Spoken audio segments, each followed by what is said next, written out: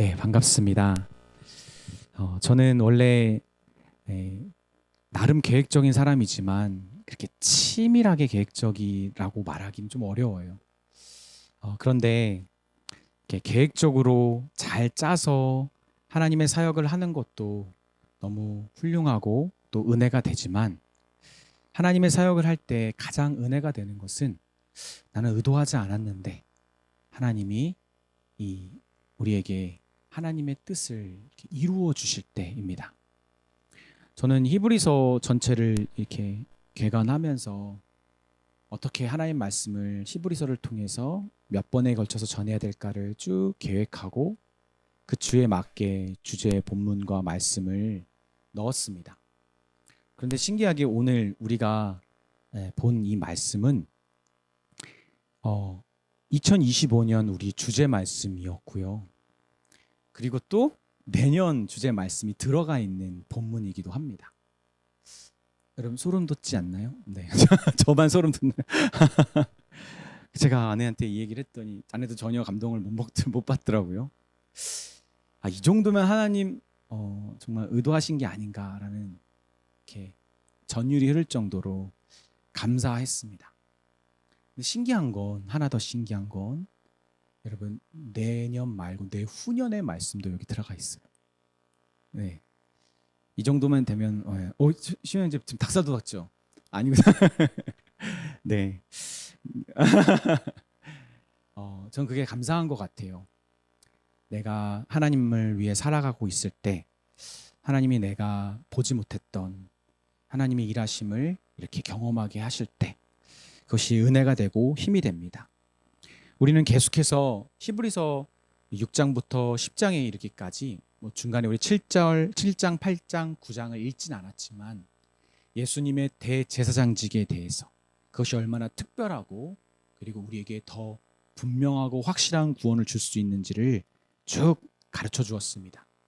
그러면서 우리가 지난 시간에 본 6장의 권면처럼 우리에게 10장의 권면은 동일한 권면을 반복하면서 예수님의 대제사장직의 위대함과 탁월함, 그 예수를 붙잡고 있고 소유하고 있는 자가 가져야 되는 결론적인 권면을 우리에게 줍니다. 그것이 바로 오늘 본문 10장 19절부터 25절까지의 말씀입니다. 그리고 26절부터 39절은 이 말씀을 정말 무게 있게 받으라는 경고가 덧붙여져 있는 거예요. 그러면서 실천으로 넘어가는 이제 11장이 히브리서 11장과 후반부가 시작되는 게 히브리서의 전체의 구조입니다. 그런데 오늘 10장 19절 우리 첫 본문을 보면 그러므로라고 되어 있잖아요. 그러므로 형제들아. 이 그러므로는 분명히 앞에서 나왔던 이야기를 통틀어서 말하는 것일 겁니다.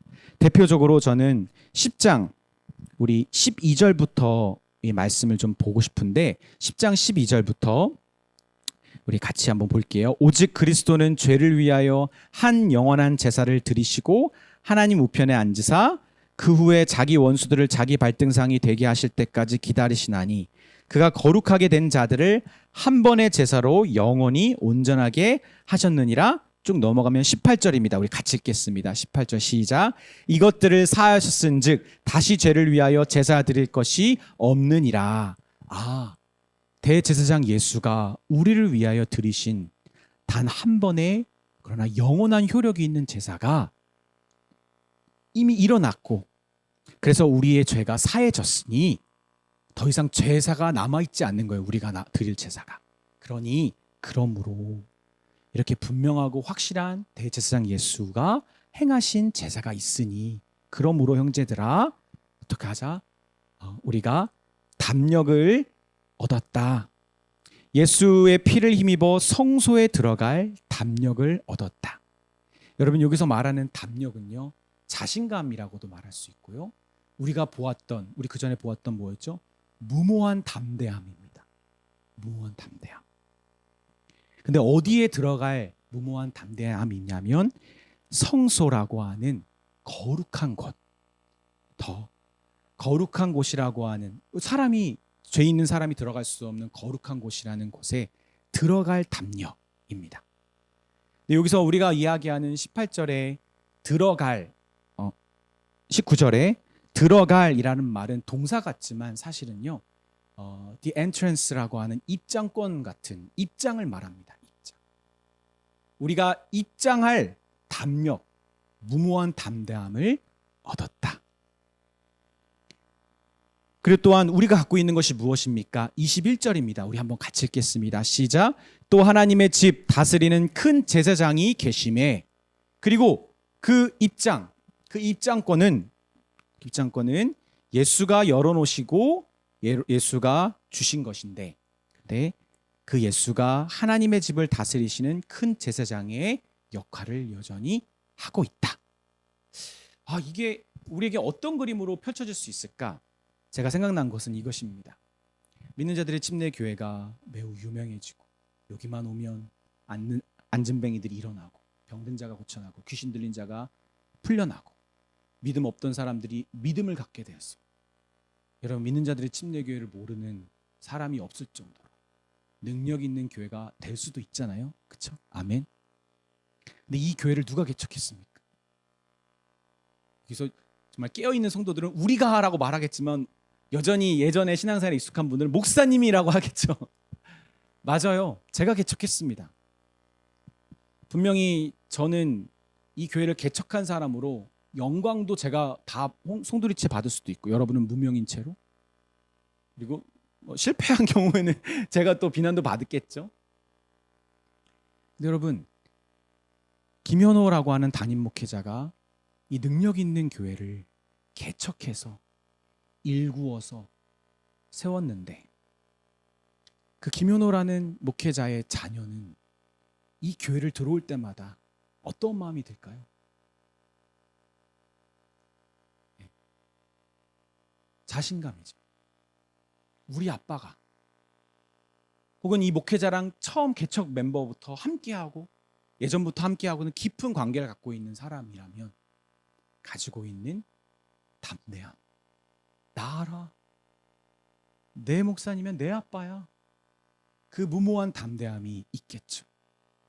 하나님께로 나아가는, 여기 20절에 말하는 새로운 살 길이요라고 할 때 new and living the way거든요. 근데 여기서 말하는 새로운 하고 living은 그냥 살아있는이 아니라 생명을 향하는, 생명을 주는 이라는 뜻을 갖고 있어요. 그러니까 없었는데 새로운 길을 개척해서 만들어 놓은 거예요. 이 예수가 하나님께로 나아갈. 그러니까 이 예수를 아는, 예수와 한 몸인 사람에게는 얼마나 큰 자신감과 담대함이 있을까요? 저는 지난 아버님 생신 때 누님하고 같이 이렇게 아버지께 오래된 좀 한 5년 된 면도기를 바꿔드렸어요. 면도기를 바꿔드리면서 예전 면도기는 제가 챙겨왔어요. 그거 뭐 팔거나 혹은 이렇게 고쳐가지고 이렇게 트리머 같은 걸로 쓰려고. 일단 아버지 방에 들어가서 그냥 막 뒤졌어요. 그냥 뭐 다른 부품 없나? 여러분, 제가 막 뒤져도 아버지가 중간에 들어오셔도 저는 아무렇지도 않습니다. 얘가 뭐 여기서 훔쳐가려나? 그런 것도 없어요. 저는 부모님 방에 들어가면 담대하게 다 뒤집니다. 여러분, 이게 자신감 아닙니까? 근데 여러분, 혹시 옛날에 그런 말 아세요?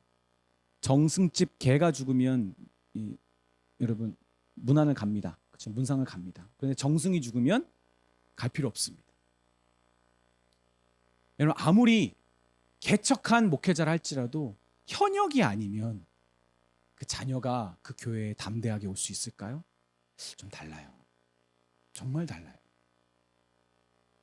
그 사람이, 그 개척한 자가 현역일 때 사실은 그 담대한 효력이 더욱 발생하는 것이죠. 21절에 말하는 하나님의 집 다스리는 큰 제사장이 있다. 사실 여기서도 똑같아요. 담대한 들어갈 담력을 갖고 있다. 21절에 큰 제사장을 갖고 있다. 다 갖고 있다라는 단어예요. 소유하고 있다는 단어예요. 그러니까 우리는 입장권, 담대함도 갖고 있지만 동시에 이 입장권의 효력을 계속 나타내줄 현역 대제사장이신 예수를 우리는 소유하고 있는 거예요. 예수가 대제사장직을 그만둔 게 아닙니다. 지금도 여전히 이 일을 하고 계신 거예요. 그 예수 때문에 얻게 된 담대한 담력은 우리에게 계속 효력을 나타낼 수밖에 없는 거죠. 그러니까 우리는 어떻게 해야 됩니까? 22절입니다. 우리 한번 같이 읽겠습니다. 시작.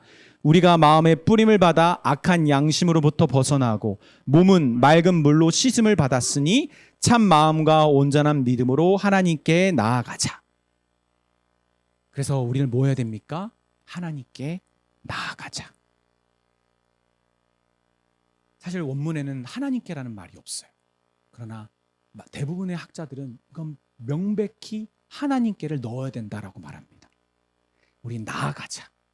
하나님께 어떻게 나아갑니까? 우리가 앞에서 본 것처럼 담대함을 가지고 나아가는 거죠. 그런데 그 담대함을 가졌다라는 증거, 당신이 그 예수의 효력을 가지고 있는 그 증거가 무엇이냐? 그것은 우리에게 가지고 있는 참 마음과 온전한 믿음. 그것이 있는 사람은 정말 이 담대함이 있는 거예요. 이 무모함이 있는 겁니다. 현역이신 예수 대제사장직을 소유한 사람의 특징입니다. 저는 설교 제목을 참 마음과 온전한 믿음으로 했지만 원래 이 말의 이 핵심은요, 이 참 마음이 온전한 믿음을 가지고 있는 참 마음. 그래서 사실은 우리가 이 참 마음을 하나님 앞에 가지고 나가지 않는다면 우리는 이 하나님께 나아가는 이 담대함이 문제가 있는 것이죠. 그럼 이 참 마음이 무엇일까요? 거짓된 마음과의 반대말이겠죠. 근데 방금 전에 제가 말씀드렸던 개척자이신 예수를 생각해 보면 아버지랑 관계가 안 좋은 거예요. 아버지가 개척 목회자고 이 교회를 능력 있게 세웠는데 문제는 내가 자녀이긴 한데 아버지와 관계가 너무 안 좋은 거예요. 여러분, 그럼 담대함이 나타납니까? 혹시 내 얘기한 거 아닐까? 이 교회는 다 문제 없는데 혹시 목회자도 전혀 문제 없는데 목회자의 그 삶의 명성에 가장 하나의 흠이라고 한다면 나 아닐까? 아버지와의 불편한 관계가 이런 담대함에 자꾸 흠집을 내고 균열을 만드는 거겠죠. 사랑하는 여러분, 방금 전에 우리가 고백했던 찬양처럼 예수를 아는 기쁨, 예수를 사랑하는 즐거움 여러분에게 정말 있습니까? 우리에게 이 진실한 믿음을 가지고 있는 참 마음이라는 게 무엇일까? 그럼 예수를 향한 마음입니다. 특별히 예수의 죽음에 대한 나의 마음. 저는 가끔씩 그 유퀴즈라는 프로그램을 이제 보게 되는데, 물론 얼마 전에 이제 문제가 생겼잖아요. 그 조모 씨가 하차한다라는 얘기를 얼핏 들었는데, 요즘 사회적인 이슈잖아요. 학교 폭력. 과거에 학교 폭력을 저질렀던 사람들의 현재의 삶을 우리가 어떻게 봐야 될 것인가? 여러분, 혹시 유퀴즈에 나왔던 분 중에서, 유퀴즈가 맞죠? 그 인터뷰하는 거. 혹시 자기의 아들을 학교 폭력으로 인한 자살로 떠나보낸 아버지의 인터뷰를 보셨습니까? 성시경 씨가 친구였잖아요. 아마 그분이 현대고인가 어디였을 거예요. 내 아들이, 아버지가 중국으로 출장 간 사이에 나름 되게 능력 있는 분이었어요. 아버지가 오랫동안 괴롭힘을 당한 것을 이기지 못하고 유서를 쓰고 이제 옥상에서 떨어져서 자살을 했죠. 아버지는 그 얘기를 이제 출장에서 듣고 너무나 놀라고 청천벽력이 떨어진 거죠. 돌아와서 보니까 아이가 한 번도 티를 안 냈는데 학교 폭력에 시달려 왔던 거죠. 그 아버지가 이거를 알고 분노를 하여서 어떻게 했죠? 당사자들을 만나서 내가 저 녀석들을 다 찢어 죽이리라. 만나서 얘기를 들어보니까 이 아이들도 두려워서 떨고 있고 이 일들을 감당할 수 있는 어른이 아닌 거죠. 그래서 그때 그 아버지는 어떻게 결심합니까?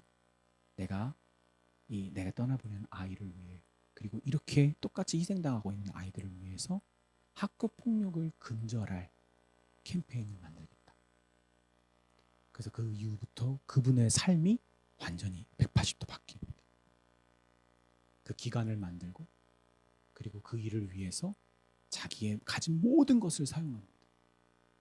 그리고 최종적으로 그분은 자기의 갖고 있는 모든 일궈놓은 재산들을 그 재단, 그 기관에 다 기부하기로 결정을 하면서 이렇게 말하시더라고요.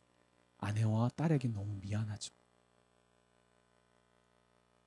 저는 그 인터뷰를 보면서 예수의 죽음을 소유한 자의 진짜 삶의 모습이 아닐까라는 생각이 들었습니다.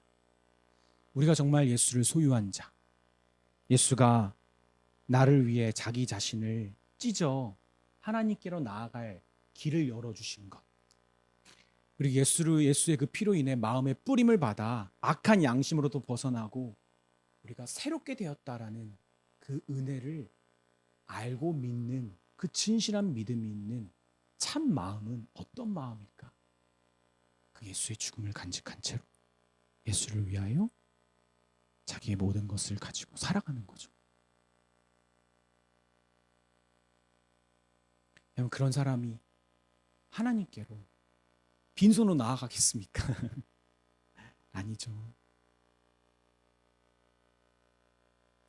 예수를 위해 살겠다라는 그 마음으로 하나님께 나아가는 겁니다. 하나님은 우리의 빈손을 받지 않으십니다.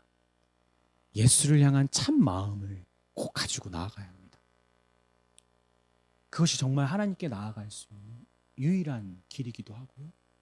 그리고 온전한 방법입니다. 우리는 하나님 앞에 예수를 아는, 예수의 죽음을 아는 그런 마음을 가지고 우리는 나아가야 합니다. 그 진정한 무모한 담력, 담대함을 갖고 있는 자들의 모습인 거죠. 사랑하는 여러분, 예수의 죽음을 가지고 예수의 사랑을 가지고 하나님 앞에 담대히 나아갑시다. 그것이 진짜 우리의 믿음의 여정입니다. 또한 그뿐만 아니라 23절에 보면 또 약속하시는 이는 미쁘시니 우리가 믿는 도리의 소망을 움직이지 말며 굳게 잡고. 오늘 본문은 사실은 한 문장으로 되어 있어요. 19절부터 25절까지 세 가지 동사가 나옵니다. Let us draw near, 가까이 하나님께 나아가자. 그 다음에 let us hold fast, 굳게 잡자. 마지막에는 let us consider one another, 뭐 이렇게 돼 있어요. 아니면 think about 뭐 one another, 이렇게. 세 가지 권유 명령형인데, 두 번째 소망을 굳게 붙잡자, 이거는 통과할게요. 왜냐하면 이거는 내후년도 우리의 제목이거든요. 네, 괜찮아요. 저는 이 순서가 바뀌어도 괜찮다고 생각합니다. 네, 24절에 보면 서로 돌아보아 사랑과 선행을 격려하며 라고 되어 있잖아요. 이 돌아보다라는 원어의 뜻이 무엇일까? 이게 서로를 챙겨주다 이런 게 아니라 사실은 consider, think about, 서로를 깊이 알고 이해하는 거예요. 서로의 삶을, 서로의 상황을 서로 깊이 알고 돌아보는 것. 우리는 그것을 또 같이 해야 합니다. 그렇게 사랑과 선행을 격려할 때 이 격려라는 말은요, 사실 찌르다예요. 찌르다. 왜냐하면 약간 단어가 되게 특이한 단어인데 부정적인 단어예요. 그러니까 사실은 자연적으로는 할 수 없는 것을 하도록, 근데 해야 되는 건데 안 하고 있는 것을 하도록 휘젓고 찌르는 거예요. 그게 격려입니다. 주 안에 사랑하는 여러분, 우리는 사랑한다고 말하면서 서로가 불편해하고 힘들어하는 것, 그러나 반드시 그 사람에게 필요한 것에 대해서 말해주지 않을 때가 많아요. 여러분, 정말 그게 사랑입니까? 저는 여러분의 이 신앙생활과 삶을 보다가 계속 고민하는 게 하나 있어요. 내가 혹시 부모라면 이걸 얘기 안 할까? 내가 부모라면 얘기 안 할까? 제가 완전한 여러분의 부모는 아니지만 영적으로 영적 아비의 역할을 하는 자로서 그 질문 앞에 저는 대답할 수 있어야 된다고 생각해요. 내가 정말 이 사람을 사랑하는 영적 아비라면 어찌 이걸 얘기하지 않을까? 불편하더라도. 우리는 격려해야 합니다. 자극시켜야 돼요. 사랑과 선행을 하도록, 마땅히 너희들이 해야 되는 사랑과 선행을 하도록 우리는 자극시키는 겁니다. 어떻게 해요? 서로를 돌아보면서. 그리고 우리가 하지 말아야 될 것, 모이기를 패하는 어떤 사람들의 습관과 같이 하지 말고 오직 권하여 그날이 가까움을 볼수록 더욱 그리 하자. 여기에 되게 재밌는 문법이 쓰였는데 the more, 더욱 권하여 더 more 우리가 그날이 가까움을 볼수록 더 많이 하나님의 날이 오는 것 같은 그런 확신이 들면 들수록 어떻게 해라? 더 less, 더 하지 마라. 뭘 하지 마라? 모이기를 패하는 습관을 따라가지 말라. 그러니까 이 권면은 25절의 권면은 모이기를 패하지 말라로 시작해서 모이기를 패하지 말라라고 끝나는 권면인 겁니다.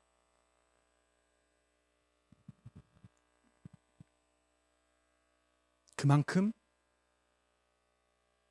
우리가 서로를 자극, 격려하여 그리스도인으로서 마땅히 살아가야 될 사랑과 선행을 하도록 하지 않으면 우리는 모이기를 패하게 되고 모이기를 꺼려하게 되고 그리스도인으로서 서로 돌아봄을 우리는 자꾸 회피하게 되는 것이죠. 사랑하는 여러분, 우리는 빈손으로 하나님께 나아가면 안 됩니다.